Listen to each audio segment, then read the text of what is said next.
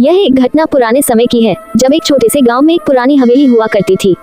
लोग कहते थे कि वह हवेली शापित थी और वहां रात को अजीब अजीब सी आवाजें आती थी।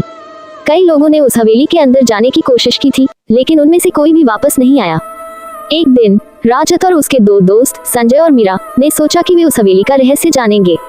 तीनों रात के समय हवेली के पास पहुंच गए। हवेली बहुत पुरानी थी। उसकी दीवारों पर उखड़ा हुआ रंग और टूटी हुई खिड़कियां देखकर उनकी हिम्मत थोड़ी कमजोर पड़ गई, लेकिन उन्होंने अपने इरादे को मजबूत करके अंदर प्रवेश किया। अंदर का दृश्य और भी भयानक था। पुराने समय का सामान यहाँ वहाँ बिखरा हुआ था। एक बड़ा सा झूमर उनके सिर के ऊपर लटक रहा था, जो हर पल गिरने की धमकी दे रहा था।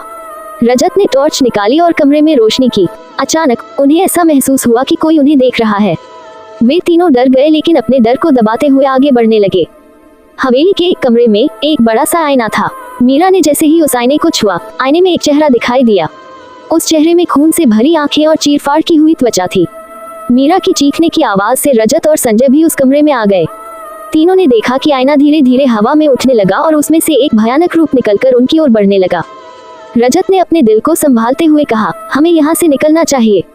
वे तीनों भागने लगे, लेकिन ऐसा लग रहा था जैसे हवेली की दीवारें उन्हें अंदर खींच रही हों।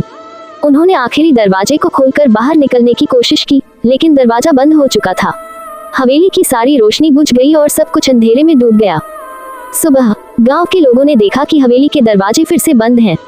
कोई नहीं जानता था कि रजत, संजय और मीरा का क्या हुआ।